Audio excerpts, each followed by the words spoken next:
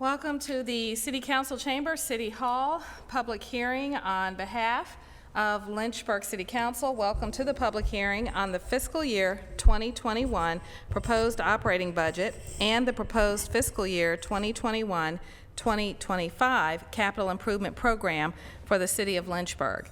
Interested persons who wish to speak at this public hearing will be given an opportunity to be heard, and each speaker will be allowed a limited time to offer input.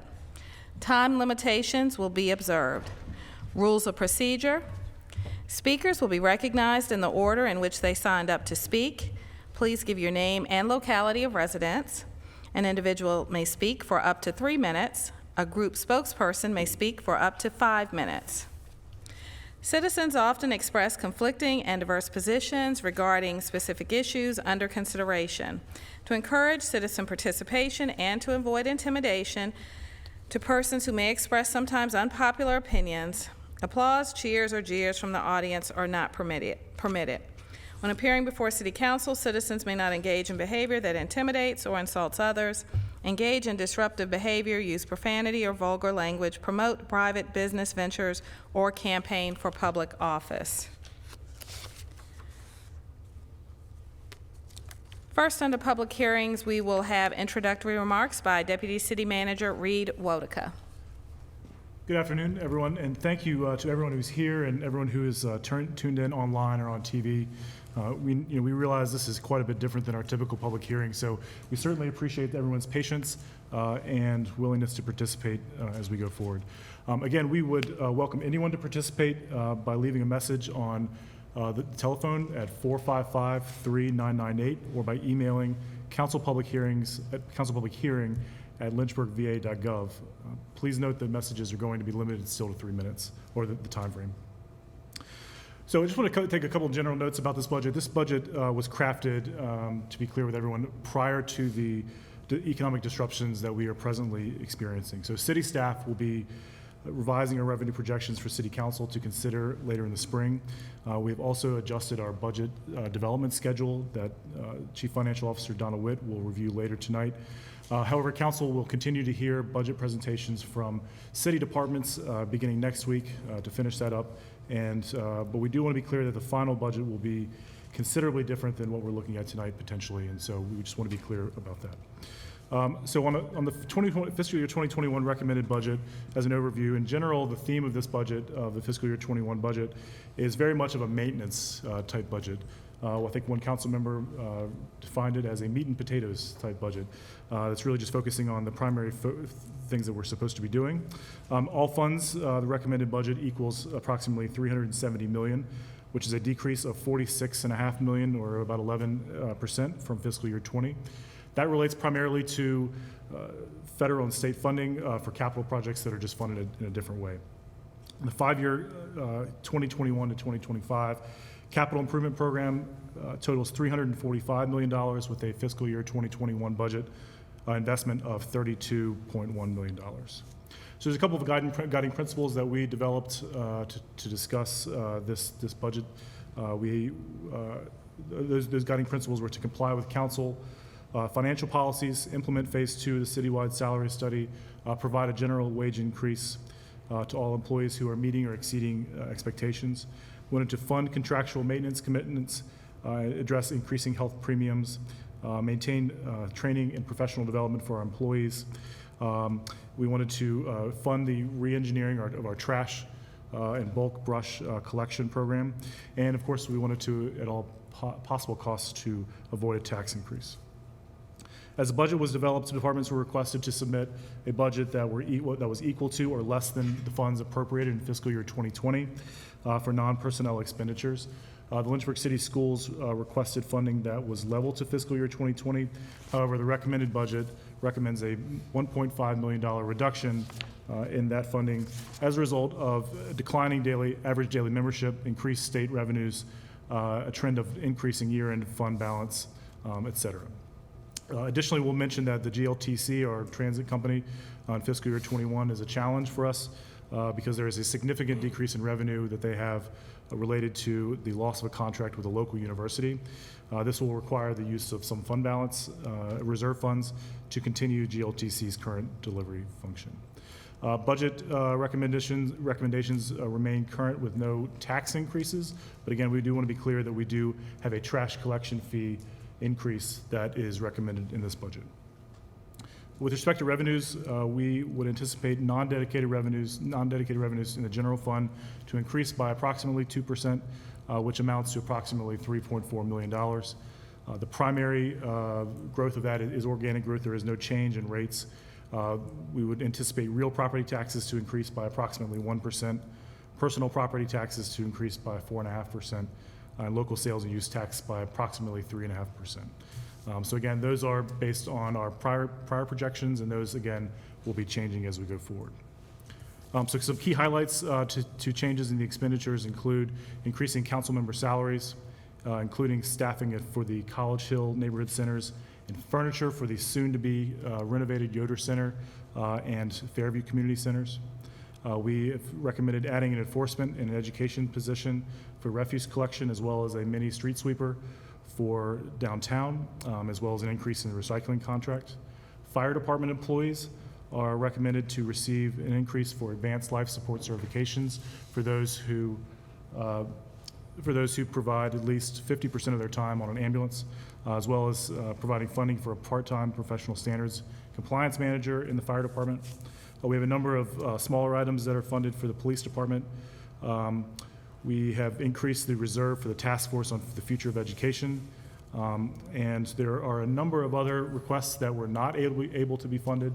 Again, if we were, had the money to fund those, we would have funded those, but I will not be reviewing those, but they are available for your review in the budget document on the related department pages.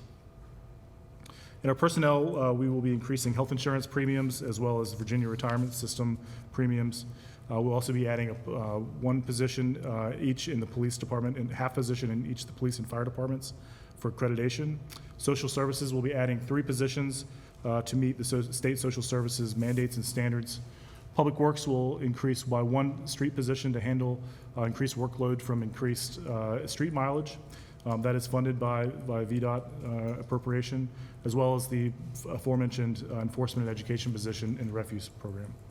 The registrar will convert 1 additional deputy registrar to a full-time position, and community development will add an environmental compliance inspector for erosion and sediment control and stormwater inspections funded from the stormwater fund. So it'll live in community development would be funded there. The city's CIP, as we go forward for fiscal year 2021, that's pay-as-you-go, is funded at $5.9 million, and the majority of these projects are primarily maintenance related, as we've discussed. Then very quickly, the airport fund is funded by airport revenues with no general fund supplement. Will increase by approximately $165,000, and operating surplus will be used for future CIP projects. The fleet services fund will increase by approximately $1.5 million, primarily due to the replacement of a number of large and expensive vehicles for such as fire engines and trucks for brush and bulk collection, et cetera. The Water Resources Fund, which we'll hear about next week, is made up of 3 funds: the water, sewer, and stormwater funds. In water, we do not anticipate any increase in rates, but we do expect decreases in payments from non-contract customers, as well as a debt service decrease of $300,000. We'll have an additional public hearing later to discuss this, but the sewer rate is projected to increase by 2% for volume increase for the sewer volume rate. Again, more information will be presented on that at the later public hearing. And then stormwater, there's no recommended changes in the monthly stormwater fee, and we have also included, as I mentioned before, 1 new FTE for environmental compliance related to stormwater permit. So again, I will recommend everyone that the recommendations that I've discussed this evening are very much subject to change, certainly as a result of council's prerogative, but also because of the changing fiscal environment that we are currently experiencing. That will continue to evolve as the spring continues. We will be back again discussing more of these issues. So with that, I'll turn it back to the mayor for our public hearing, and thank you again for everyone for participating. Thank you, Deputy Manager Wadika. Thank you very much.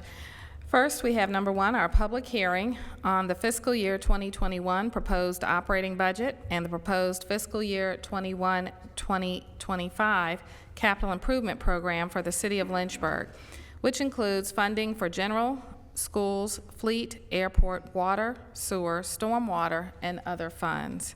City Council will also receive citizen comments on proposed increases to the refuse collection fees. Speakers will be recognized in the order in which they signed up to speak. Deputy City Manager Wotica will call the names, and I will start with you calling the names first. Councilmember Helgeson. I heard the presentation. I may have missed something, but did you mention about the Corn Ferry study as far as the raises proposed? I didn't hear it, so I didn't know if that was changed in the budget. Maybe I just missed it. So I mentioned it in the guiding principles in the key highlights, just to say the Phase 2 salary adjustments. And I'm sorry if that wasn't clear. Councilmember Nelson. Thank you, Madam Mayor. Mr. Wotica, I understand that you are enlightening us as to what we can expect as we move through the balance of the proposed budget. Is there any anticipation that as we start from the current spot and move forward, that there will be notations or information that suggests how the proposed budget is likely to change due to the fluctuating fiscal landscape that we're now obviously facing and will be experiencing in the future? So I don't want to go through it based on a script that was written on data that was available in December 2020, and then go through it again to see what changes you propose if you already have anticipated some of those changes. So I don't think we're quite prepared to do that tonight. Okay, yeah, so we certainly will. We still will be reviewing that. Ms. Witt will be reviewing what the new calendar is going to look like just a little bit later in the meeting, but we'll be doing that. I think we're getting those new projections going right now. So. Thank you. If there are no further council questions, all right, we're ready for the first name. Okay, the first is Jamie Maxwell, representing the Lynchburg Firefighters Association.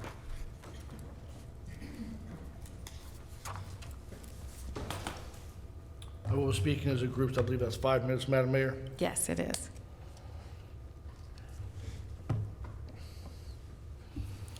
Madam Mayor, Council, Deputy Manager Wotica, I'm Jamie Maxwell, President of Lynchburg Firefighters Association. It's been a year since I came to you, and our message is still the same. Value Lynchburg's bravest by appropriate pay and appropriate manpower. Madam Mayor, you sent the city manager email last year if we were wanting more than the Corn Ferry pay study advised. Madam Mayor, that would be impossible to know since our FOIA request for the pay study was denied multiple times. Council would be helpful if you all released that Corn Ferry pay study, directed staff to release it to the employees of the city of Lynchburg so we know what it provides. Madam Mayor, several weeks ago you asked the Chief Wormser if he speaks for the fire department. Of course the chief speaks for the fire department. Madam Mayor, you asked me the exact same question, and it's the exact same answer, yes, I do. I speak for the labor of the Lynchburg Fire Department. I speak for 154 voices that could come inside this chamber, but instead you get to hear mine. I speak for them. For the first time in my 13 years in this fire department, we have a fire chief who has told you the true needs of this fire department. And we support the fire chief's budget proposal and added manpower, plus a new medic unit. But be advised, these 9 positions are just the tip of the iceberg. We also have standards. The city manager told you of a council or the city standards they have. We also have standards. So many people per truck, per fire, for example. But I want you to listen to this. I want this to be understood. You're not giving this medic unit to the fire department. You're not giving these 9 people to the fire department. You're giving these 9 people in this medic unit to the citizens of Lynchburg, and they deserve it. When I spoke to council last year, when I spoke to you all, I told you everything the chief has told you this year. I wasn't wrong whatsoever. Manpower and pay are the biggest challenges we have. Again, I wasn't wrong whatsoever. What I told you last year, the fire chief said this year. The fire chief advised you during his budget presentation there are pay challenges. Our biggest pay challenge is a huge compression problem, a massive compression problem. If you got hired in the year 2008, you're making the exact same amount as somebody getting hired in 2018. 10-year difference, same pay. That might go back even to 2006, 2005. Top pay for the City of Lynchburg Fire Department is advertised is $63,356 a year. We have 20-year veterans making $45,000 to $46,000 a year. They will never reach top pay. This is false advertising. The fire chief, as he spoke here a couple weeks ago, talked about the lack of earning potential. Let me give you one of those cases. We have a 22-year veteran, that's 22 years in the Lynchburg Fire Department, who works on our air packs, who fixes them, tests them, makes sure they operate safely so I can go inside of a fire. He makes $45,000 a year being here 22 years. And he saves the city over $100,000 a year. Saves the city $100,000 a year and is paid like a brand new firefighter. He deserves a little bit better than that, I believe. And if you don't believe that, that's a problem. The benefits package is getting worse by the year. Insurance rates are skyrocketing. And as Deputy City Manager said, they're going up again next year. Councilmember Wright said, I think it was October, November, that we need a better compensation package for the city of Lynchburg. Truer words can't be spoken. It's about valuing the employee.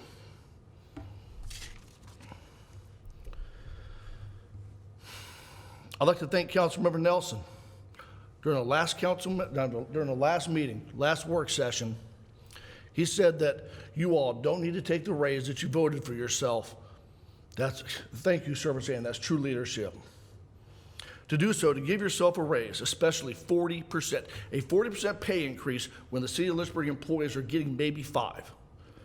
That's completely unethical. Thank you, sir, for being that kind of a leader. I truly appreciate that.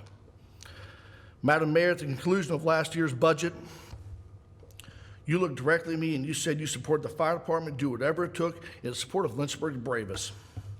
Well, now you know what our needs are. In fact, I've heard over and over, public safety is a priority for this council. Now it's time to step up. Support Chief Warner's budget for the funded and unfunded portions. Council, now is not the time for pet projects. And I know my time is running out, so I'll wrap it up. We must also prepare for rainy days. They're ahead of us, they're in front of us, we're doing it right now. No more pet projects. We need to do rainy days and prepare for the future and take care of the city of Lynchburg employees. That's a priority. I don't envy you all over the next several weeks. You guys have a lot of hard decisions to make. Thank you all very much. Thank you. Next is Oliver Kutner. And are you a group or?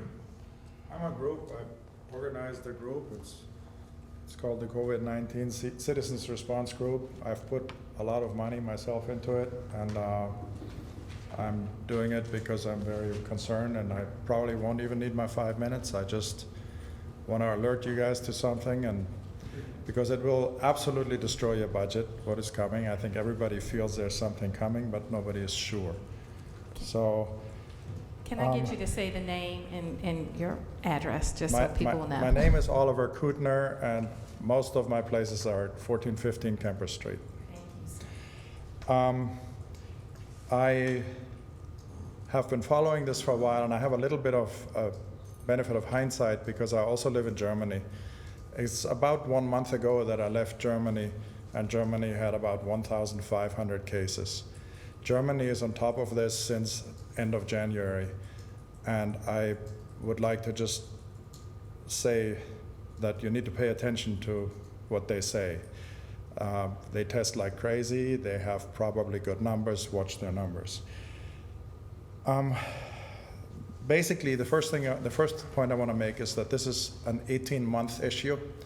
Don't listen to people who say, "Oh, we're going to peak in the middle of April," or we will have our first big peak probably sometime in May, and it's probably going to be the most destructive peak we will have, and we will need every one of the firemen, and it's just terrible what's coming. So the proposition of the government today to stay at home is a way of taking people out of circulation of the inevitable, and it's absolutely correct.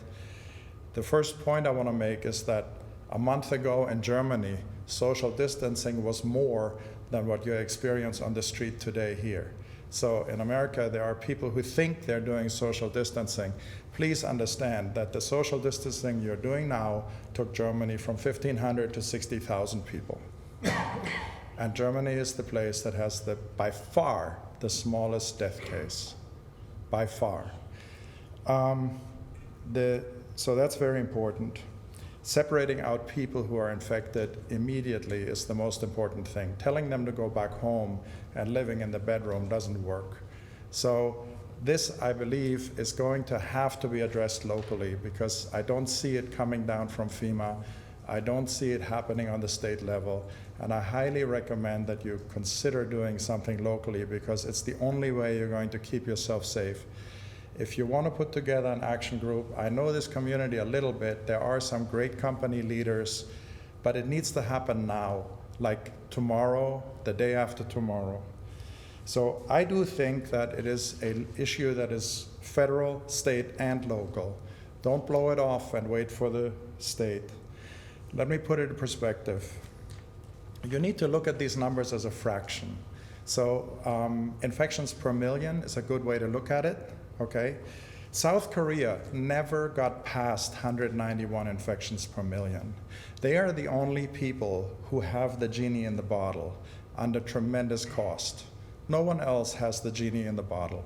Even Italy is still going at 5%, 6% per day. And now in southern Italy, they're literally starting a revolution.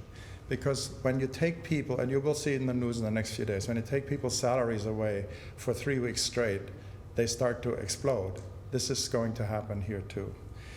I want you to understand that today you are at 147 per million officially, but this is a sneaky virus, because that number actually means that right here in Lynchburg today, because you have some infected people walking, they have no idea.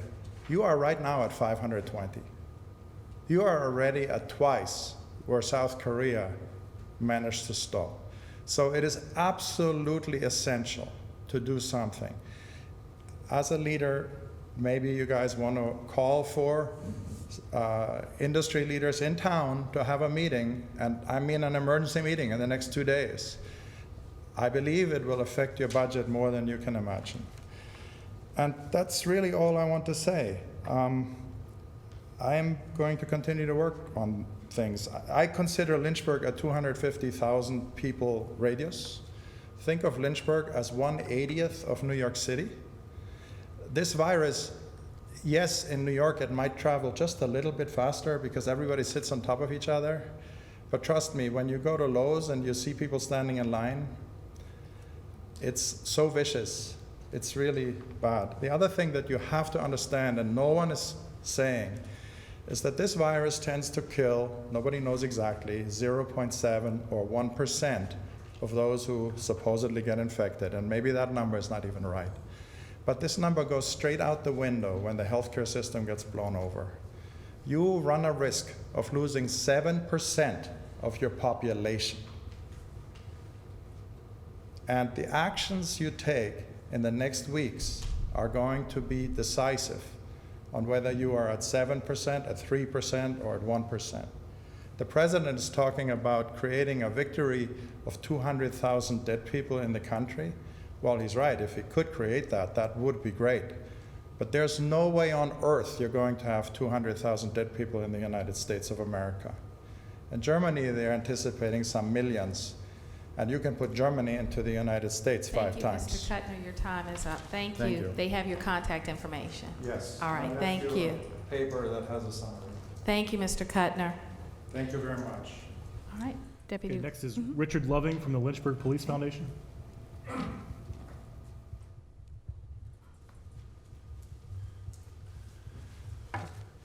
Madam Mayor, members of council, Deputy City Manager, staff, I'm Rick Loving, resident of Lynchburg, president of the Lynchburg Police Foundation, and I come before you today representing that organization. But first, I want to personally thank you for the leadership that you're currently displaying and what you're going to be called upon to do as we face this very challenging time for both our country and our community. I was hesitant to personally come here today because this evening we've been asked to stay home. We've been asked to practice social distancing. but I was mindful of the fact that our police officers, like the other first responders that were represented previously, and our community medical professionals did not have that opportunity to stay safely at home, but once again have been asked to take on personal risks as they're on the front lines fighting this pandemic. With that backdrop, let me briefly address the proposed operating budget specifically as it relates to safety. As I previously stated, any community is dependent on mutually beneficial relationships between business leadership, and citizen involvement, government support, and a professional police department. I'm pleased to say that over the past year, the Police Foundation has continued to see very, very strong and growing support from our business and citizens. This has enabled the foundation to provide our second annual scholarship to an officer to attend an advanced management program. We have funded mid-level supervisory training programs, and we've enhanced the recognition and award programs for our individual officers. And I can tell you, regardless of what happens in the near future, we will continue to support those activities for our department. But now let me focus on the three aspects of law enforcement that is dependent on government support, specifically staffing, technology, and facilities. First, we strongly support a budget that maintains the full number of sworn full-time officers, while at the same time we encourage consideration of the additional staff. Not only have we been seeing a very positive and accelerating population growth in the city, but we're also seeing that the training requirements and demands on service impact the actual hours that sworn officers are available to respond for requests for service. The additional officers allow for more proactive policing, such as our community action teams that promote crime prevention and neighborhood self-sufficiency, and our CERT teams that can quickly target a specific neighborhood and reverse an increasing crime trend. Additionally, the quality of service provided by our officers is very dependent on experience. Not only do you want to hire the very best, but you want them to stay. And there's nothing that beats time on the street. Actions that we can take to reverse high attrition are extremely important, so I encourage you to continue the efforts that you've done this year as we improve salaries and provide sufficient staffing to reduce the workload on our officers. Secondly, a commitment to increases in the use of advanced technology is very important, as technology can increase both the safety and efficiency of the individual officer. It's not just the tools themselves that must be constantly updated, but also the additional training required for officers to use them proficiently. The investments made today can serve as a force multiplier to bring about future savings and possibly even reduce the rate of staffing increases as our city continues to grow. I'm pleased to say that the foundation has recently received donations that have been designated to support and review future implementation of new technology. And we're looking forward to partnering with both the city and the department in this area. And thirdly, we applaud the city managers and council's support of the new police department headquarters. Had the privilege to join several of you this past year when we picked up a sledgehammer and actually started to tear down the old city transit building. And it's nice now to see that the site is clear and we've made way for that new headquarters. We recognize this is a major expenditure during a very trying time, but it's one whose time has come. As I commented last year, don't just think of this as a building, but a community public safety center that we will all be very proud of. Maintaining the funding of this facility is important, and we ask that you help us keep that on track. Finally, I thank you for your time and consideration of these elements in the proposed public safety budget. This is a very unique time in their history, and the demands on our leaders of their community are going to be many. I only ask that you consider those first responders that are risking their lives on the front lines of this crisis, and that the investments we make today will make our community better prepared for situations such as this and other threats we may be called upon in the future. Thank you. Thank you, Mr. Loving. And Madam Mayor, that is all that I have signed up. All right, thank you. And if I can get our clerk to read any in the emails that we have, thank you, to put on the record. All right, first email is from Carla Heath.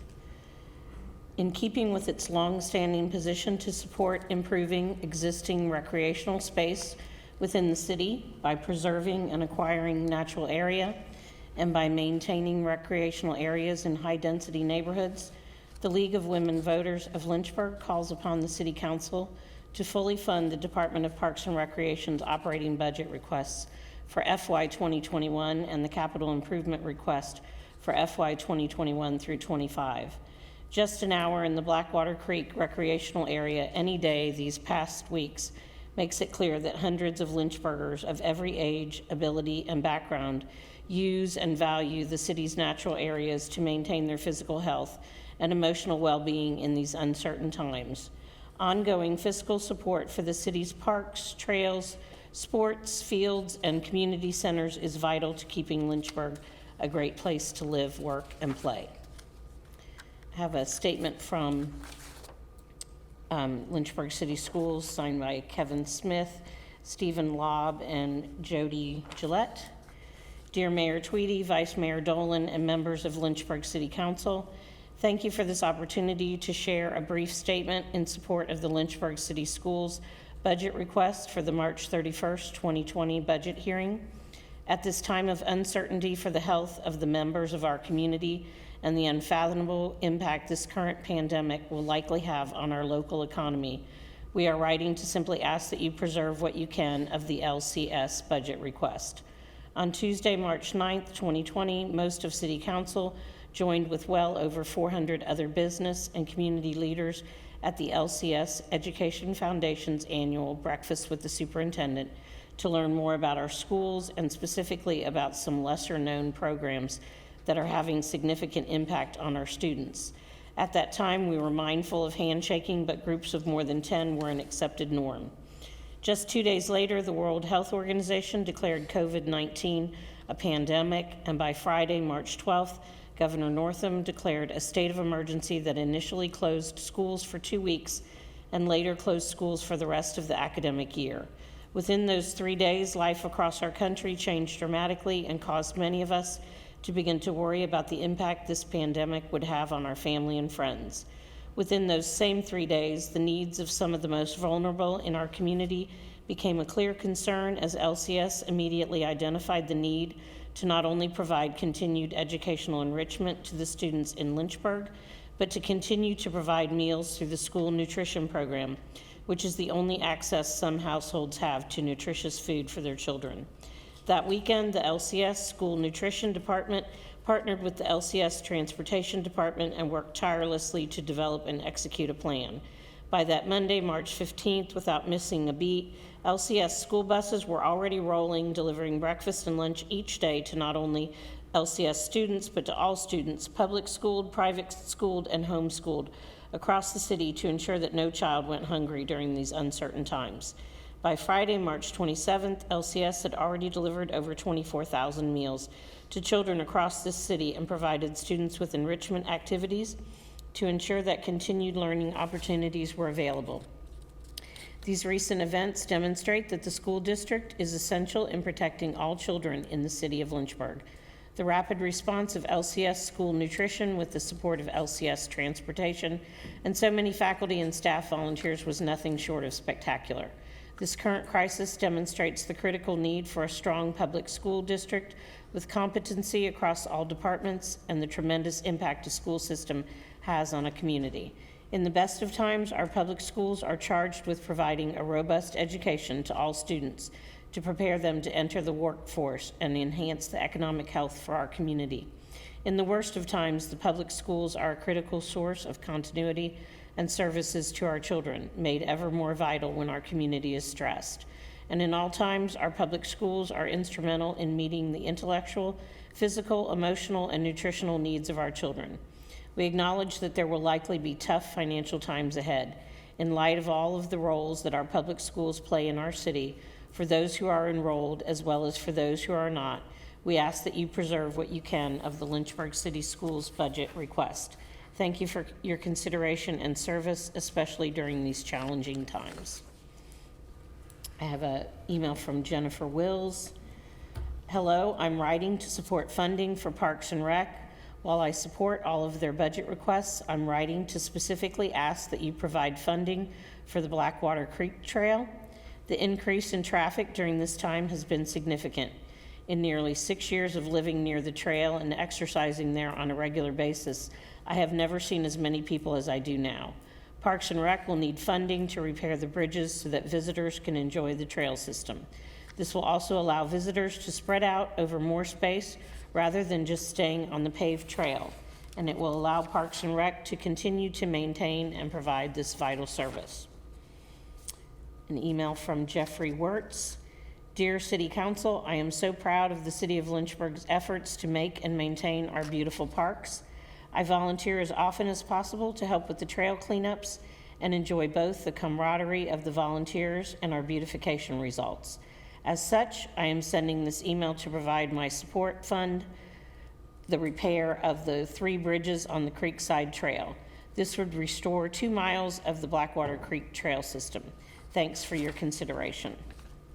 An email from Vicki Gosson. Lynchburg's trail system with the forested areas and Blackwater Creek providing natural experiences from an urban downtown area makes Lynchburg unique from other cities. After the flooding, nearby residents and organizations pulled together with Lynchburg Parks and Rec to recover as much access to the trails as possible because it means so much to all of us. The trails and the community that support the trails give me the feeling of being at home and is where I go for exercise and relaxation. Visitors are always surprised, as I initially was, that Lynchburg has this amazing trail system accessible from the city and many neighborhoods. Please fund the bridges on Creekside Trail.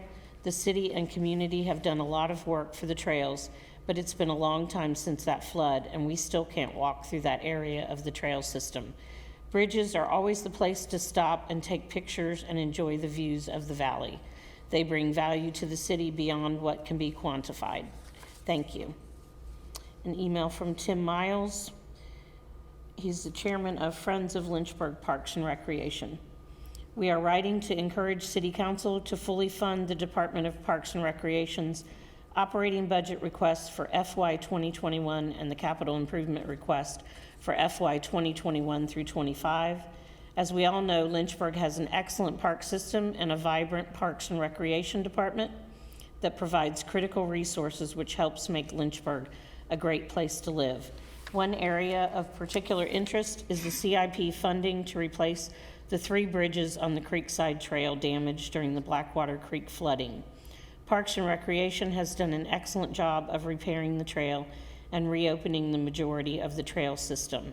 The reopening of the final 2-mile section depends on the replacement of the 3 bridges. Thank you for your service and continued support. An email from William Reynolds. Dear members of City Council, my family and I have been using the trail system in the city for over 30 years. The trails have provided quality time for our family to exercise and bond together. Our community is fortunate to have such great trails available to use. The August 2018 flood was an unfortunate natural disaster that claimed a number of bridges along the Creekside Trail. I have volunteered to help with cleanup efforts. I strongly support funding to rebuild the bridges to allow access to the miles of trails still closed from the flood. Thank you. An email from Miles Jackson. As a user of our trail system and believer that it is part of what the city offers that brings folks to Lynchburg. Thus, I would like to recommend that council support funding for the following 2 projects. 1, CIP funding for 3 bridges on the Creekside Trail. This not only opens 2 more miles of trails, but would eliminate a possible safety hazard. 2, funding and assessment master plan. This has not been done in 21 years. I don't understand how the system can work efficiently and financially responsible without a plan. Thank you. An email from Sherwood Newton. To all members of Lynchburg City Council, thank you for allowing me to voice my concern by email. My name is Sherwood Newton, 76-year-old male and homeowner. My concern is the proposal for an overhaul of the residential trash collection process. I do not think a flat monthly rate of $15.02 would be an equal tax. Should the homeowner who puts out 1 small trash cart once a month, at most, be charged the same as a homeowner who puts out 2 large trash carts each and every week? Please consider basing the monthly rate on the size and number of trash carts a property owner has. Thanking you in advance for your consideration of my concern. I have an email from Jack McCarthy. Please don't cut economic development. An email from Ryan McIntyre.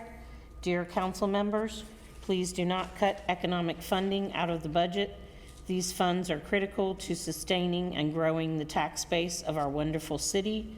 We need all the efforts to attract, retain, and encourage business growth that we can get. I appreciate your consideration. An email from William Cook. Dear City Council, please do not cut funding to business development. Thanks. An email from Robert O'Brien, to whom it may concern.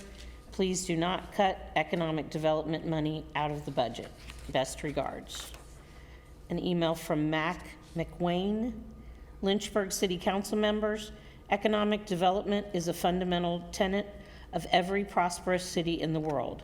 Fortunately for us, we live in a country where dollars invested in economic development can be put to work in a market economy, leading to exponential growth and prosperity for future generations. A brighter tomorrow for the city of Lynchburg is contingent on this council's decision to invest human resources and money now. While I think Lynchburg is a wonderful place to live and raise a family, we are far from where we need to be in attracting and growing the best businesses through investment in infrastructure and an increased focus on cultivating and retaining the brightest minds. Businesses and the tax revenue they provide are what drives a city forward, pulling individuals out of poverty and raising the standards of living. To cut investment in economic development now is to sow the seeds for economic disparity in the future. Unless each member of this council is willing to sign their name to such a bleak future for this city, I urge you not to cut investment in economic development. Regards. An email from Trudy Phillips. I would like to voice support for the Parks and Recreation budget request. I am one of many volunteers from the Natural Bridge Appalachian Trail Club that helped reestablish the Creekside Trail after the flood a few years ago. In order to make use of our work, the bridges along this section of trail need to be rebuilt. I am writing this just as an individual. The trails throughout the city of Lynchburg are enjoyed by many residents, even now during the current health crisis. Our property borders Ivy Creek and Peaksview Park. The many users can be heard every day. An email from Ed Craighill. City Council members, it is imperative that we invest in our city and region and fund our economic development program. Please do not cut economic development money out of the budget. This would not be a good business decision, as we need to grow, increasing jobs and all of the other positives that come along with growth. Funding our economic development program should be done on a sustained basis every year. Cutting money out would be like cutting key and critical sales away from companies. I support, and my company supports, the people who support economic development funding, which is vital to our future. Sincerely. And an email from Dylan Shoemaker. City Council members, I am writing to advocate for 2 underfunded programs within the Lynchburg Parks and Recreation Department for the city. I am advocating for CIP funding for the 3 bridges on the Creekside Trail and for additional funding of $20,000 to continue offering internal special events, such as egg roll, movies in the park, and the celebration of holiday lights. I know the budget for 2021 will be under close scrutiny because of the economic effects, both current and future, related to the COVID-19 virus. However, the allocation of funds for the Creekside Trail and special events provide both qualitative and intrinsic value to every citizen of Lynchburg. I utilize the Blackwater Creek Trail system regularly for exercise and mental stability. The rebuilding for the Creekside Trail bridges will allow for people to enjoy nature and stay physically and mentally healthy. In these times of uncertainty, an asset for people to use for mental and physical health is crucial for the future of Lynchburg. Additionally, I have attended the movies in the park and the celebration of holiday lights in years past, and was deeply saddened by their cancellations this past year due to budget constraints. The events allow for safe and wholesome social interactions to take place. Additionally, the events allow for a strong sense of community to proliferate. Finally, both these underfunded projects will provide the tools essential for the staff at Lynchburg Parks and Recreation to fulfill their mission statement, which is to contribute to a healthy, active, and educated community, providing stewardship and management of parklands, trails, and civic facilities, and creating opportunities for all people to participate in a rich variety of recreational activities. Regards. And that's all the emails. Thank you. All of the emails. Are there any calls on the council chamber line? There are. And I just wanted to double check. I have no more emails in my box. Enter your PIN. You have 2 new voice messages. Plus, you have 1 saved message. New messages. Message 1. Good evening, City Council members. My name is Larry Bassett, and I live in downtown Lynchburg. I will make my comments very brief and to actually one point. I would encourage you throughout your budget considerations to keep the wage payment to all city employees at a living wage rate. We hear a lot about the number of people living in poverty in the city.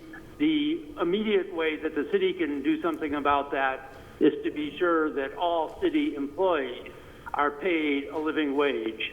And I would encourage you to enact that in your budget considerations. Thank you so much. Received today at 4:44 p.m. To repeat, press saved. Message 2. Hi, my name is James Cam. I am the Executive Director for One Community, One Voice. I am in the partnership with the Lynchburg Police Department, where we work hand in hand quite a bit with community engagement.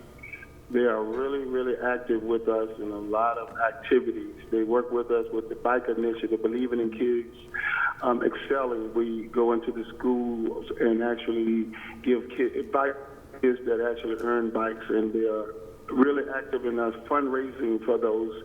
And also one of the key things they do to help us build trust in the community and with community walks and actually going in high crime areas with our enough events and doing the summer programs where they actually go in and work with us. The CAT team is very active with us, but their resources are very limited. They try to help us quite a bit. So I would ask that during this budget that you would review officers' allocation and see if there's a possibility to increase somehow or another some more of their CAT team. Also, we are doing a lot of things in the part of the community on the 12th Street Park where we know that there is one local business there, one of the little convenience stores that have been broken in during the winter about 3 or 4 times within about a month time span. And that area is right where the police, where the police department will be built. I really encourage that still stay on the focus and on the radar for us to continue to do.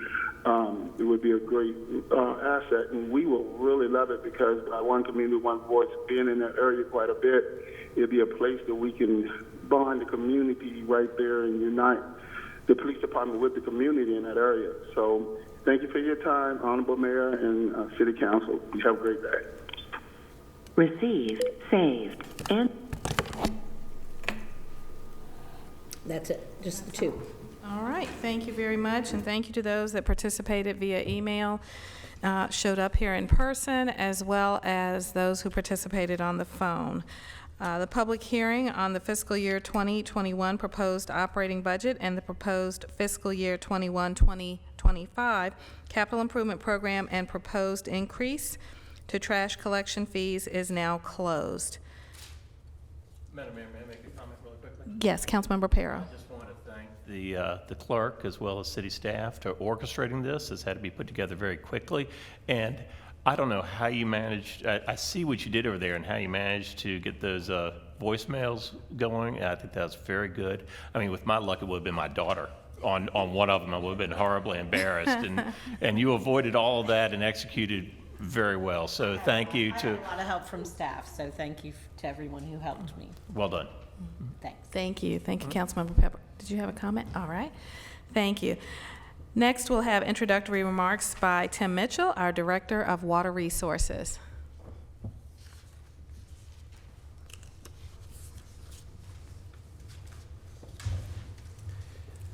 Good evening, Madam Mayor. Good evening. Vice Mayor, members of council. I'm Tim Mitchell, Director of Water Resources, and I'm here to recommend increases in the sewer rate and a few other sewer fees. I'll briefly provide a little bit of background and our recommendation for each fee. First of all, we develop our budgets and rate recommendations with the following goals in mind: meet or exceed council's financial policies, ensure that there's adequate funding to cover increases in operational and debt service costs, meet the financial requirements of our CSO consent order, keep our rates low but equitable by setting rates equal to the cost of providing the specific service. For example, we don't want residential customers subsidizing commercial and industrial customers. And then finally, we want to minimize any type of rate spikes. So we want to, if we have rate increases, we want to try to keep them minimal. It's also important to note that the last rate increase of any kind for any fund was 4 years ago in FY 2017. For years, our sewer rates were among the highest in the state due to our CSO program. Now, for the first time in 3 decades, our rates are below the state average. In fact, our combined water and sewer bill for a typical household is nearly $20 per month, or 23% per month less than the statewide average. We are proposing a 2% sewer rate increase primarily for a couple reasons. For a typical household, this will result in about an 84 cent per month increase. First, as you may be aware, a CSO consent order requires that our average annual sewer bill for a typical household be at least a minimum of 1.25% of the median household income. We anticipate by the time we submit our compliance report in December of 2021 that we will potentially be out of compliance with that criteria. It's important to note that CSO localities are getting a lot of attention in the General Assembly lately. In the last few years, new legislative requirements on both Richmond's and Alexandria's CSO programs included completion by a certain date and other requirements. That only leaves Lynchburg as the only remaining CSO locality in the state. And we want to complete our program before the goalposts move again, and we don't want any unnecessary attention due to non-compliance issues. Secondly, the rate increases are necessary to continue to meet our debt coverage requirements. Associated with the sewer rate increase, we have a couple dozen customers that are sewer-only customers. These customers use a well but are connected to the city sewer system. Since there is no meter, they are charged a flat fee, and that fee is basically a mathematical calculation based upon the sewer rate. So the recommendation for that is that the sewer-only rate would increase from $48.51 per month to $49.35 per month, or about a 1.7% increase. We are also recommending that our surcharges for high-strength waste increase to more closely recover our actual cost of service. A recent cost analysis of the biological oxygen demand, or BOD, which is basically the measurement of how strong the wastewater is, indicated that we're currently undercharging by about 44%. As a result, we're recommending this charge increase by 7.5% from $24.46 per 100 pounds of BOD to $26.30 per 100 pounds. Similarly, the total suspended solids fee is currently undercharged by approximately 16%. It's currently the fee is $26.66 per 100 pounds. We recommend a 3% rate increase on that to $28.50 per 100 pounds. These charges impact about 15 businesses in Lynchburg, most of which would see less than a $100 per month increase, with a couple larger industries seeing about a $500 per month increase. With that, I'll be glad to answer any questions at the conclusion of the public hearing. All right, thank you, Mr. Mitchell. Thank you. Now we have our public hearing on proposed adoption by the City Council of an ordinance to adjust the water and sewer rates effective for bills rendered on or after July 1, 2020. The proposed amounts of increase are as follows: sewer volume and sewer only rate, volume charge per HCF of consumption from $7.02 up to $6.14, or a 2% increase. That was reversed. Yeah, that should have been reversed. Okay, thank you. excuse me, $6.02 up to $6.14. Correct, It's just a yes. typo. Okay. Seven should be a Yeah, 6. there we go. Thank you all. I'll read that again just so everyone will know. Consumption from $6.02 up to $6.14, or a 2% increase. Accounts deemed sewer only, monthly rate from $48.51 to $49.35, or a 1.7 increase. Sewer surcharges, BOD charge per 100 pounds from $24.46 to $26.30, or a 7.5 increase. TSS charge per 100 pounds from $27.66 to $28.50, or a 3% increase. Sections 15.2-2109 and 15.2-2119 of the Code of Virginia permit enactment of such proposed increases. And speakers will be recognized, and I will turn to Deputy Manager Wotica. Do we have any speakers on our list? No, ma'am, no one signed up to speak. Thank you. Do we have any emails on this matter? Do we have any voicemails on this matter? No. All right, thank you. The public hearing on the proposed adoption by City Council of an ordinance to adjust the water and sewer rates, effective for bills rendered on or after July 1, 2020 is now closed. Thank you. Councilmember Wright. I have a couple questions for Tim, if possible. Thank you for the presentation. So, I would imagine that folks in the community, even though, as you've outlined, we are below the state averages for our rates, I suppose the hard thing for us will be, how do we sort of justify this to the community at this particular moment in time? So I'm curious, what are the consequences if we do not take this action? Well, the biggest consequence, and we don't know exactly what the median household income will be next year when we calculate what the air compliance with the consent order. We anticipate that we're going to be very close, and of course, with the conditions right now, that may change the median household income. Our biggest concern is if we're in non-compliance, that will also result in additional action, maybe at the General Assembly, to make sure that we're in compliance and have a plan to complete our program within a certain time period. Right now, we have a very good consent order. It's all financially driven, so we only fund it as we can afford to fund it based upon the financial criteria in the order.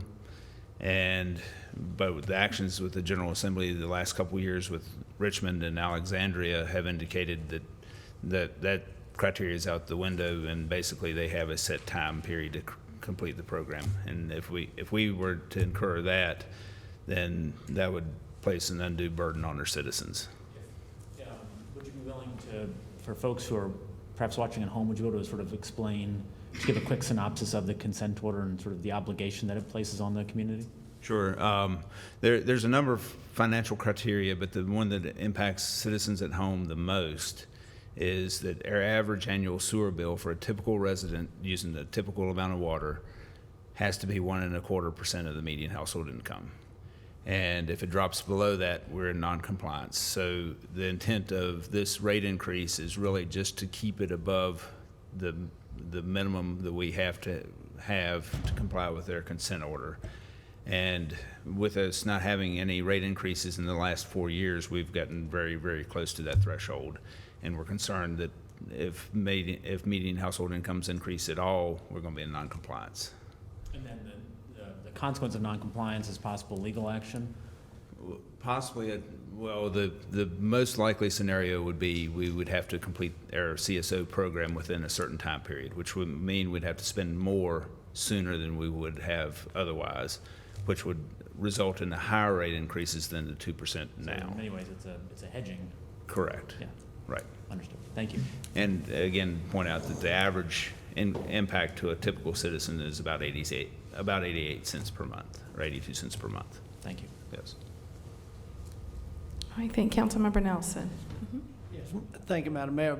Mr. Mitchell, I appreciate that you gave that explanation. I had a number of telephone calls asking me why we were raising rates again on anything in view of the current fiscal situation throughout the country. And I gave to those callers as best an explanation as I could. And I appreciate Councilmember Wright's question and you're answering it for the public so as to explain that it's not necessarily what we want to do, but what we have to do in order to preserve the terms of the consent order that was reached years and years ago concerning our sewer systems.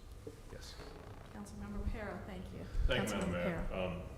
I think Councilmember Wright's description of a hedge was very apt. I've been working one way or the other under this consent order for my whole, I guess most of my career. When I first started out as an engineer, I was under the consent order and doing CSO projects across the city of Lynchburg. It is a very favorable consent order. And when, I guess this was updated a couple years ago, and it's still very much, I guess we updated the TMDL, which was also very favorable for us. Correct. So what has Richmond and Alexandria gone through? What effect has that had on their rates since they were since their consent order was either rescinded or improved upon from the state's perspective? To be honest, I don't know exactly. I know that our rates are about half of what Richmond's rates are. I don't know exactly what their rate is. Half of what Richmond's rates are. We have spent over the last 30 years, we have spent the same amount of money on our CSO program as Richmond has, about $300 million, and for a much smaller system, but our rates are about half of what Richmond's are. So we've done an incredible job of seeking out grant funding, utilizing our funds wisely, and making sure that we're spending money where we have the most impact. So on a percentage basis, what is this increase again? 2%.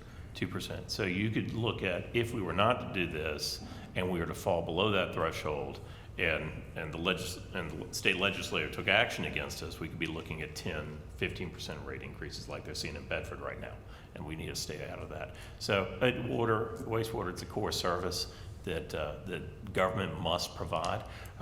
Throughout this pandemic, you see water going off the shelves. It surprises me. Why is that? Because we have some of the best water supply there is in the city. I was actually up at the Pedalo Reservoir over the holiday last week, and it's a great protected water supply. We're very fortunate to have that. We need to continue investing in it. So, is this just a public hearing, or is there a resolution tied to this? Just a public hearing tonight. Okay, thank you. All right, thank you. Any further questions for Mr. Mitchell? All right. I will take a moment too to remind people that are maybe listening not to flush wipes, because we have a big issue. We've had 2 sewer overflows this week because of wipes in the sewer system, and our crews have to go out and clean the wipes out of the sewer lines and out of the pumps at the wastewater plant, and so we have crews that are trying to keep everything flowing where it should be, and we're putting them in harm's way as well by dealing with the unpleasant issues associated with the wipes being flushed in the sewer. May I ask a follow-up question? Yes. But how about disposable or flushable wipes? How about those, Mr. Mitchell? Those, although they're advertised as flushable, they're not. They don't break down in the sewer system as well, and they clog up the lines just like the other non-flushable wipes. So no such thing as a flushable wipe? Correct. And EPA is also recommending do not flush wipes in the sewer system. So. And another thing, and I knew the answer to that, but I wanted to hear Mr. Mitchell say it because he's the authority on this one. But anything that gets flushed down like that ends up going to landfill and costs us more to landfill it at some point later on. So the more wipes you flush, the more it costs us to do sewer processing, and the more rates could go up. So save money, don't flush wipes. Yes. Thanks. All right. Thank you, Mr. Mitchell. And our City Communications and Public Engagement Office has been doing some really neat social media ads on that. So we will continue to say, don't flush the wipes down the, thank you very much. All right, next is presentation regarding the revised fiscal year 2021 budget calendar, and this would be Ms. Witt. Thank you.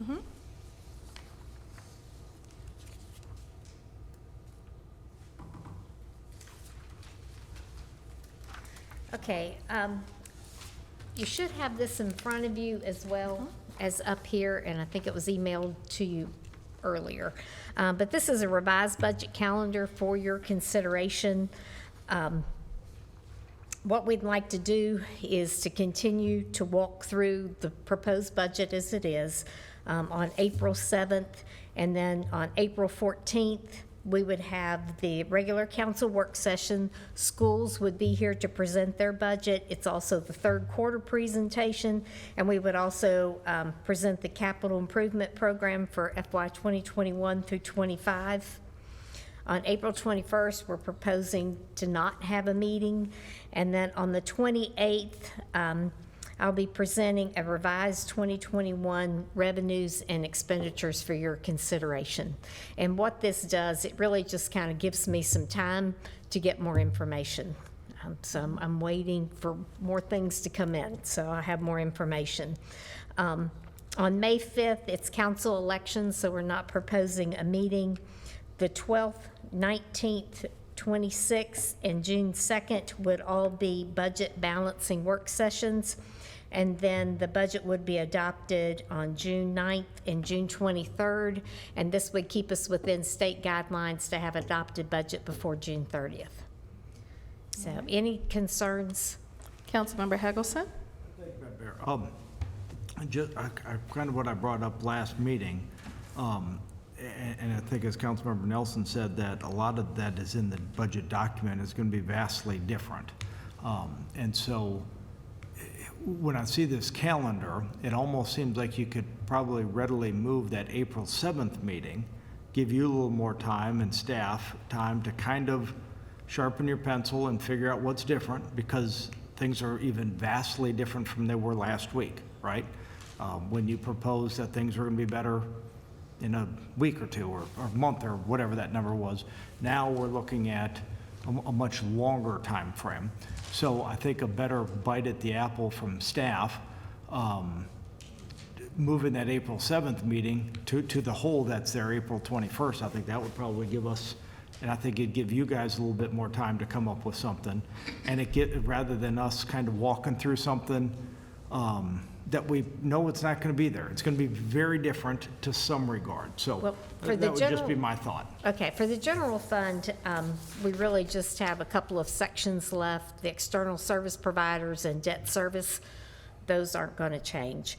And then we have the other funds, and there's probably not going to be a lot of changes to those either. So your grants funds, and then fleet, airport, and So if they're not going to be much different, then it'd be easily enough moved to the April 21st where there is no meeting. It just kind of gets a little push out is my whole point. So we could do whatever. When you're right about that, it certainly is going to be different, but I think our idea behind this was that we wanted to make sure that everybody had the opportunity, just like every other department did, to give you their conversation about what they need and what the challenges are and that sort of thing in the department. So certainly that's up to you, but we wanted to make sure that everybody had the same opportunity to have that conversation with you. Thank you. Councilmember Pero. And maybe I jumped the gun on this because I started changing my meetings in my calendar. Does this include all council meetings in that time frame? Meaning there's 7:30 council meetings on second and third Tuesdays? Yeah, those will go as scheduled. Rats. I just deleted them all. Oh, All right. Okay. These are just budget work sessions. All right, thank you. I was wondering. All right, thanks. All right, thank you. Any further questions or thoughts from Ms. Witt on the calendar? We can do whatever. Any travel plans have been canceled, so I think we are all, we should all be around, maybe. Yeah. Councilmember Pero? I've got two things that I'm supposed to be doing. I don't know. Of course, we'll have to see what's going on there, but I imagine if we're still under the if we're still under the emergency order, then if need be, and if I'm elsewhere, could I Skype in? I think I probably could, or Zoom in. I think it's a certain number of people. We have to have Right, a we quorum have to here, and I have a think probably you quorum, can do but it yes. with the consent of your peers. Yeah, but okay, so we could work something out if I'm somewhere. Okay. Okay, thanks. Thank you. Ms. Wood, did you have anything else for us? Would you prefer to meet the 21st and not the 7th? No, I think personally, I know I want to keep the 7th for the same reason that Deputy Manager Wadika just said, is that we have other folks who need to present, and we want to hear and give the community the opportunity to hear the entire budget. Is that other council members? Your thoughts on that? Oh, Councilmember Nelson. Thank you, Madam Mayor. I do agree with what Mr. Wodika said concerning all the departments having an opportunity to justify what it is that was in their, and I'll call it their game plan at this point. But this budget, proposed budget, is a game plan that was based on a game that's never going to be played. We've got to have a whole new game plan. I don't think it's a terrible waste of time to talk about why the old game plan was rolled out. But the sooner we get into looking at the new game plan for the actual competition that we're going to have to be dealing with, the better off we all will be. I appreciate that. I'm having sports withdrawals. All right. Any further questions or thoughts? Thank you, Ms. Witt. Thank you. Okay, thank you. Next, we are going to have an update on city actions regarding COVID-19, a report of emergency operations plan and emergency service functions. And Mr. Wodika, thank you for delivering that for us. Yes, ma'am. So, we've received a number of requests for further information about sort of what's happening with our COVID response as we go forth. So Emergency Services prepared for me a very robust document that I won't read to you necessarily, but I'll give you a good idea of what's occurring. Just a couple of general comments. I think one of the things that's important for everyone here and everyone in the community to realize about this incident is, the reality is that we are still very much in the preparedness phase, right? So when we think about other emergency type of events that we deal with, whether it be a hurricane or a flood or a tornado and that sort of thing, it's sort of one of those things that you see it coming, you plan for it, but it happens in a relatively short period of time, and then you're back to, you're sort of remediating where you were. This is obviously very different. This is not something that I know that anybody around us has worked on before, and so, we have this feeling we always want to be doing something, but we're still very much, again, in that preparedness phase. So because of that, projections can be very difficult to determine where we're going. And so we're still working on being as prepared as we possibly can, but understanding that there could be much more grave consequences that occur for our community as we go forward. So to that end, the way we deal with an incident like this and any other emergency incident is that we activate our emergency operations plan. So you'll remember that a couple of weeks ago, the Emergency Services Group came and presented the new EOP to you, which you approved. And that outlined a number of the emergency services functions that are provided throughout the city. And so we've activated a number of those. We've activated also the strategic management team, which is meeting just about every day by phone to talk about where things are and where we're going. Of the 17 emergency services functions, or ESFs as we call them, we have activated 9. We've activated the Public Works and Water Resources, and Mr. Mitchell and Mr. Mitchell and the Finance Group has been working with those folks to operationalize the plans related to water cutoffs. You will know that we've elected to not cut off water between a certain dates during this event. ESF 5, which is emergency management, obviously is very active. They have convened, and led by the Emergency Services Department, they've convened a number of meetings, both internal as well as external, with a variety of other stakeholders throughout the city to ensure that we sort of have a good idea of what's happening throughout the city with the mitigation, response, and recovery of this incident. ESF 7, the resource support, this is led by finance personnel and particularly procurement personnel, making sure that all of our resources or all of our folks on the ground have the resources that they need. As you've heard on the news, there are a variety of resources that people need that are challenging to get, so we're working on supply chains to make sure that the variety of personal protective equipment and lots of other things that are needed are provided as effectively as we can. Again, we're continuing to use those. ESF 8 is public health, that's led by the Lynchburg Fire Department, as well as our operational medical director, Dr. Will Coxon, and the central leadership. They've been meeting very consistently with, again, central leadership, as well as the Blue Ridge EMS Council, as well as Dr. Carrie Gailey as needed to just continue to understand what the trends are, as well as we learned today, as the community is affected more and more. ESF 11, which is agricultural and natural resources, is primarily assisting the Lynchburg City Schools with their feeding program as they've been working. That's led by Parks and Rec at the city, on the city side of things. ESF 14, which is long-term recovery and mitigation, is a group of economic development, community development, and finance. This work group is meeting twice weekly to consider sort of where we go next, right? So as this incident continues to evolve, number one, what does it look like when it's time to recover? And number two, how do we do that, and how do we have the resources that we need? So that group is hard at work. Again, that's very much a behind-the-scenes kind of group, but we are making sure we are activating that as much as we possibly can. ESF 15, which is led by my good friend Ms. Martin behind me, which is Communications and Public Engagement, the Communications and Public Engagement Department. You have seen throughout the city billboards, other advertisements, the message boards and that sort of thing, encouraging to get the message out to make sure that people are staying home, being safe, et cetera. They're also coordinating very consistently with other PIOs in the region, as well as the Department of Health and the Central Virginia Planning District Commission, as well as GLTC and the airport and other folks to try to make sure that our messaging is as consistent as we possibly can with an extensive social media campaign as well.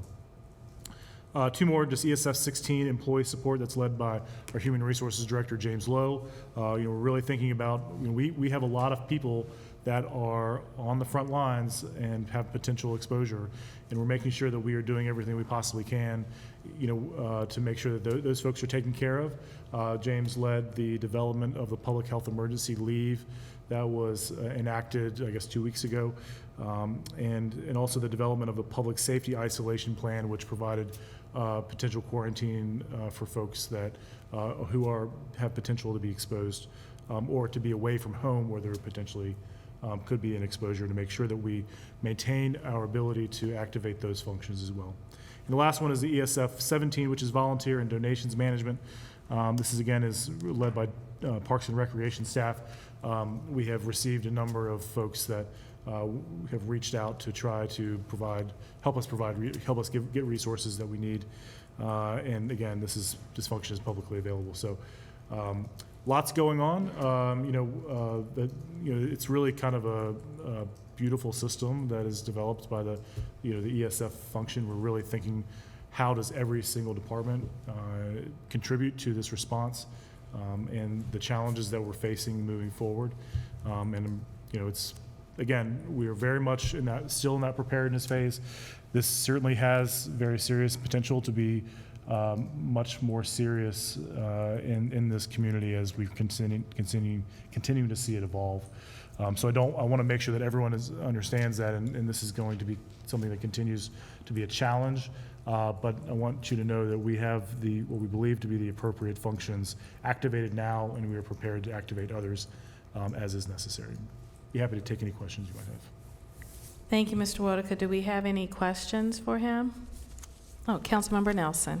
Just one question with regard to the number of services that have been activated. How does that compare to, say, the College Lake flood and the flooding that we had? Is this more or less? Yeah, so I'm sorry, I didn't mean to cut you off. There are more because we did not have quite the breadth of concern. I think they're certainly related to the feeding program and things like that have occurred. This really is a community-wide issue. Certainly, College Lake was a big issue, but there was a certain geographic area that it affected in, and it was sort of happened, and then there was certainly recovery, but it was sort of over. But we certainly have a much more diverse array of groups that are working on different things this time. Okay, thank you. Yeah. Any further thoughts for Mr. Wotica? Thank you. Councilmember Wright. Thank you, Madam Mayor. my concern, I suppose, is that the messaging from various sort of quarters of the community and various responders isn't all coordinated. That we don't have like a direct, we don't have a clearinghouse for sort of community concerns. Do you feel like that is sort of resolved by the structure that I mean, who is like the central convening authority on this issue in the community? So certainly on the primary issue, which is the pandemic that's occurring, the health department is really the primary agency that should be giving that information, right? So, but to say we certainly are a very important part of that. We are certainly the front to a lot of people, the face to a lot of people, and I think we have discussed in depth how we might continue to improve those outreach efforts that we need to do. I know that Ms. Martin is working very hard to do that. Ms. Witt and Ms. Sverchek and I discussed at length yesterday some potential alternative strategies that might be more. Again, I don't know that we are necessarily the lead because for the virus-related issues, because we certainly are not the key agency of that, but I think we are very important. And so I think to say, certainly would agree that there's lots of folks that are communicating and doing different things. I mean, I agree there may not be necessarily a central point at this point. So I guess approaching this with humility, as you said, we're all sort of, even though we have an emergency preparedness plan for the, we've never faced anything like this, at least not since 1918. So we're going to have to iterate as we go. But do you think that there is room for some type of task force or convening that gathers, say, healthcare providers, the colleges, universities, the schools, small and large businesses? I know we have a task force right now for the business community that's messaging just directly to and engaging with the business community, but not necessarily other entities. So including small and large businesses, nonprofits, faith communities, workers, our state legislative delegation, law enforcement. Do you feel like there's room for a coordinated body that would be sort of organizing, and of course the Department of Health? Yeah. So it's a good question, and I think it's a natural one. I think what I would suggest is that the folks that you mentioned, and I'm sure that's just a list off your mind, right? That, that's a lot of folks, right? To be convening in a roundtable discussion, right? And we sort of mean virtually, I'm sure, right? What I think probably would be a potential alternative to that is if we really make sure that we are structuring the city's communications and outreaching to those types of folks as much as we can, so that we can receive that information and then maybe pass it along and be helpful to that. I'm not sure necessarily that an additional meeting would be particularly helpful or even well received potentially or attended. I'm not sure about that, but I would suggest that probably we could potentially do some more structuring in our messaging and in our outreach and in the information that we are receiving from various groups that do impact that. Yeah, I mean, I think what's certainly of concern to me is that these various groups feel like they have input on what the city's doing, and that they are, they're able to raise ideas, raise concerns, raise issues that they're running into, and then be able to engage with the city in devising solutions. Sure. And that it's not just a sort of pushing out information, but it's also receiving input and trying to devise community solutions to problems that we know are coming. Sure, I think that's a fair statement. Yeah, and I think we can strategize on how to best do that. But again, I think my gut is that probably an additional meeting with 50 more people, that would be a challenge to make that effective. But I think we can strategize on how to iterate past that to do something to meet the same goal. Yep. Yep. And if I could just follow up to that as well, because Councilmember Wright has brought up a couple of ideas with us on convening such a meeting. One thing that I want the community to understand is that information is coming fast and furious in all areas. And so right now, those people who are responsible in their lane of work that they do, they have began to respond. I mentioned in my video this week that the Lynchburg Regional Business Alliance has been having Wednesdays at 1. They are inviting area business leaders, some of our legislation, as Councilmember Wright mentioned, to participate, and they are taking a topic each week, and that is their lane to do that, and they have stepped up to do that. We do know that Virginia Career Works is working with city communications and public engagement to devise a video for our folks who need to know how to do unemployment insurance. What's the workforce lane and view going to look like for them? They have been doing that this week. I've been in on messaging with some of the videos there, as well as I took a call from Senator Warner. We were on a mayor's call with him that I moderated for mayors across the state. And so he has been doing a lot of great work over the past week to affect some of those things that we are seeing from the federal level. And so all of that information is evolving and coming in by the day. And so I think as people are getting their legs and feet under them, we are convening the information in a way that people should be able to look at. Mentioned to our communications director, to our city website, and know how to possibly go file for unemployment insurance. Where are the small business development information coming into? So first we need to pull that together via a website, via the technology tools we have. And then once everyone is understanding the information that's come in, it's solid, messaging from the federal and state level are there, then we look at, okay, who is not getting the messages that we're sending, and how do we then pull people together? Maybe it is Zoom meetings, maybe it's video, but right now, at least for the next couple of months, but we are working to pull everybody's lane of information kind of under our umbrella, but to coordinate in a way that the community knows that we're still working with everyone. The medical experts are the medical experts, and I want them to stand in front personally. While we can relay information, the confidence that we have in our medical system and our health director and the work they do, I want to keep at the forefront of this pandemic, and particularly as our response in the community. Was there any further thoughts about that? Yes, Councilmember Pero. Well, isn't what we described really firmly under the umbrella of the Emergency Operations Center? You know, that coordination, isn't that why it exists? That coordination that we're talking about, and if you said marketing was geared up as one of those, so that, yeah, that sounds like Ms. Martin should have that fully under control and be I guess, pushing exactly what the mayor and Mr. Wright had said. Yeah, absolutely. I think it's a great point, and it certainly is the intent of the EOP as it exists, and one of the intents. I think what I'm hearing, though, is that maybe we might want to sort of iterate our strategy a little bit to make it even better than what we're doing. And so I think we'll continue to grow and strategize on that. Just to add on to that, I mean, I think we want to be able to say at the end of the day, and I'm sure we all feel this way, that we did everything we could. We overreacted. We overdid it. Because I think that at the end of the day, there's a lot at stake. So I know you all are working really hard, so thank you very much. Okay, Councilmember Nelson, followed by Vice Mayor Dolan. Thank you, Madam Mayor.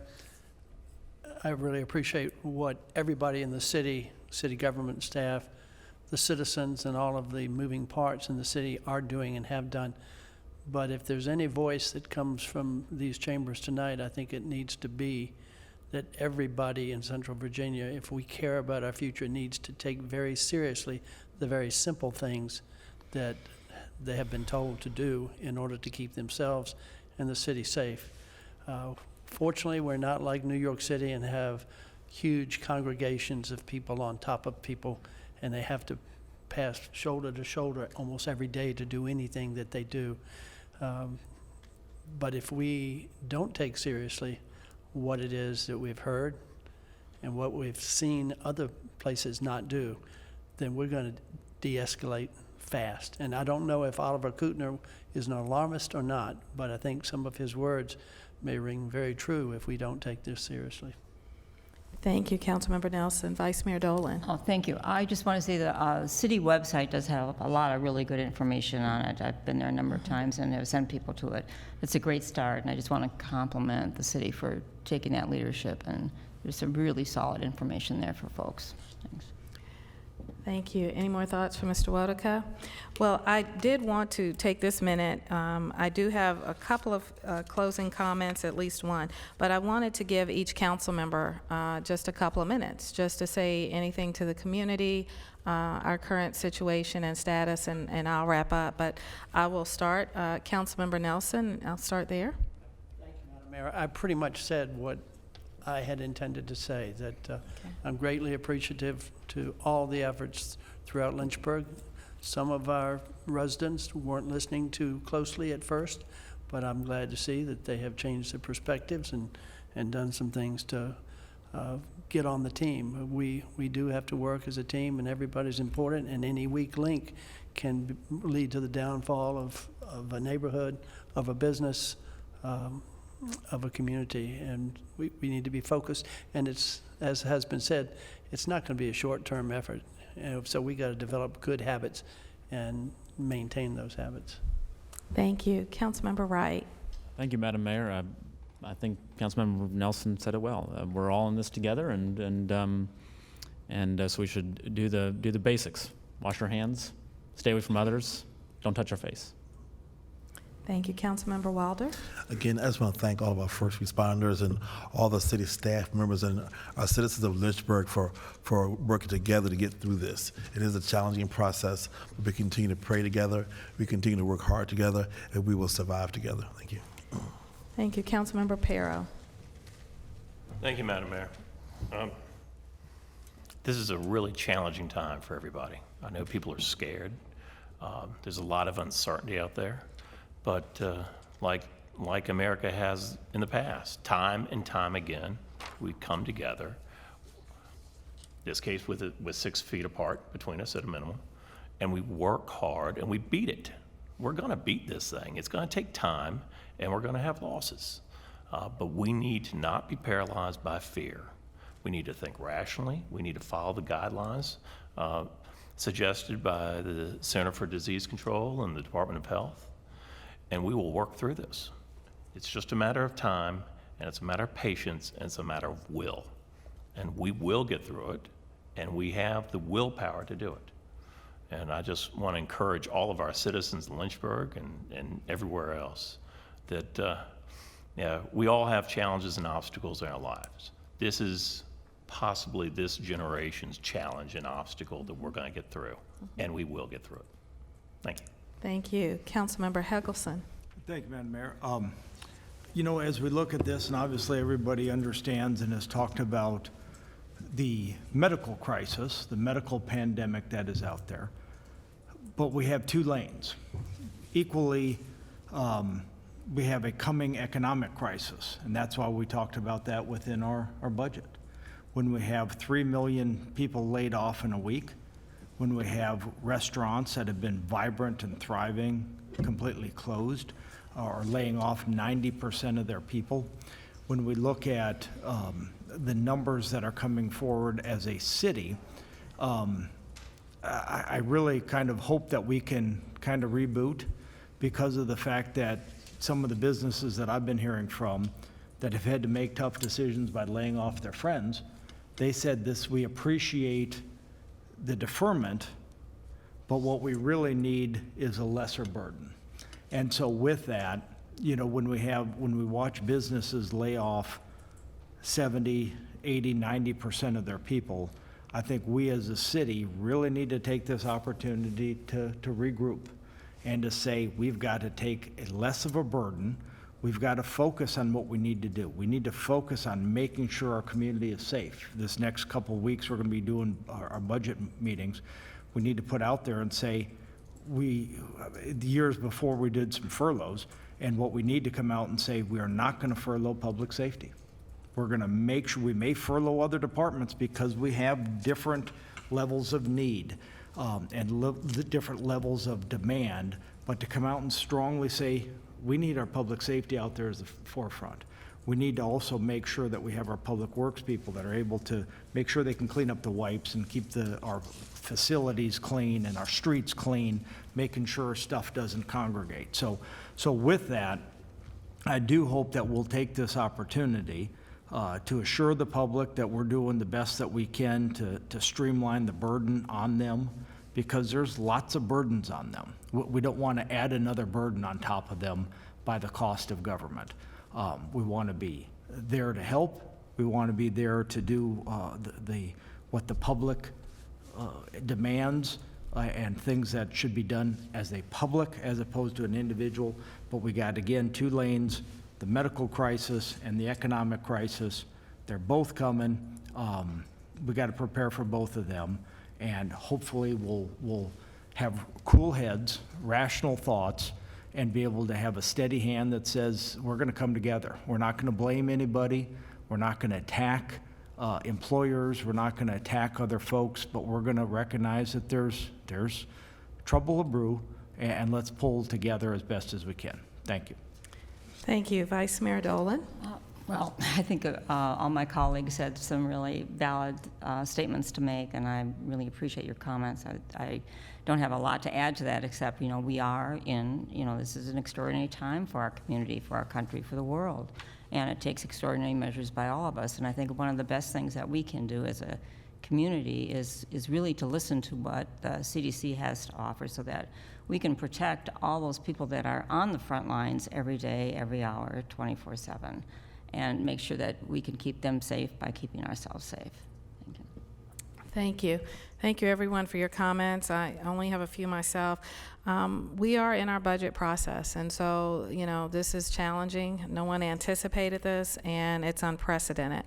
So I would just challenge each of our council members to look at what potentially will be our prioritizations after we come through this.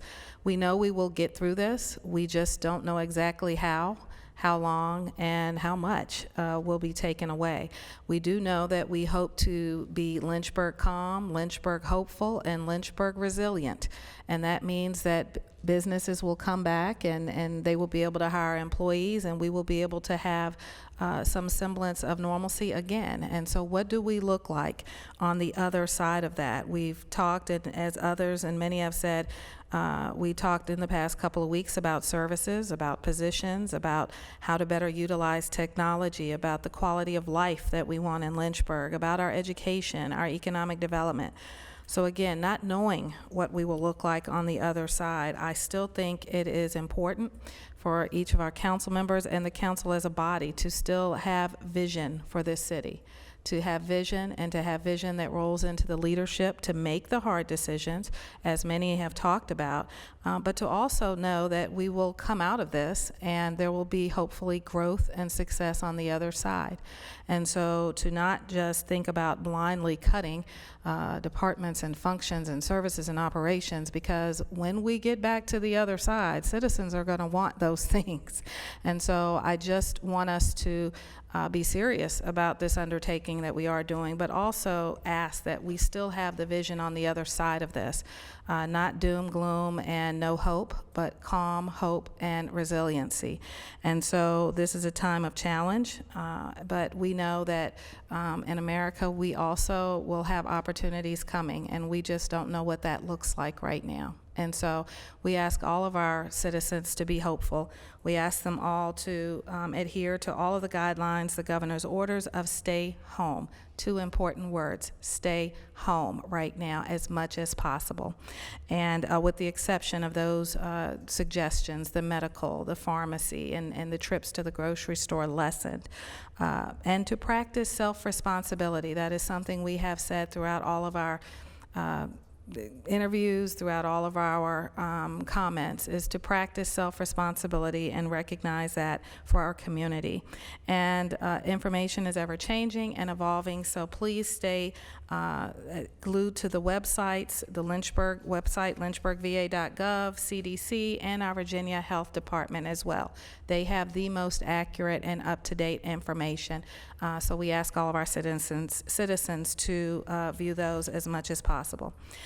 Also, another pointing thing, that's my comments, but this is the most important announcement. Census Day is tomorrow, April 1. You should have received an invitation to complete the 2020 census in the mail with your census ID included. It has never been easier to complete the census and respond on your own, online, by phone, or by mail, all without having to meet a census taker. We are all legally obligated to participate in the census, and your personal information cannot be shared with anyone outside of the U.S. Census Bureau. School lunches, highway plans, support for families in need, Pell Grants, public transit, and several other vital aspects of our lives are impacted by census numbers, which only occurs every 10 years. And I will reiterate, all of these types of functions are impacted by our census numbers. This only occurs for all of our viewing audience every 10 years. So what does that mean? With the negative effect the COVID-19 pandemic may have on the city's revenues, it is more important than ever before that we have a complete count to ensure that Lynchburg receives the federal and state funding it needs. So please, everyone that is listening, and please share with family and friends, take a few minutes to complete the census online at 2020census.gov, by phone at 1-844-330-2020, or mail in your questionnaire that you received. And with that said, Council, we are adjourned until April 7th, 2020 at 4 p.m. Thank you.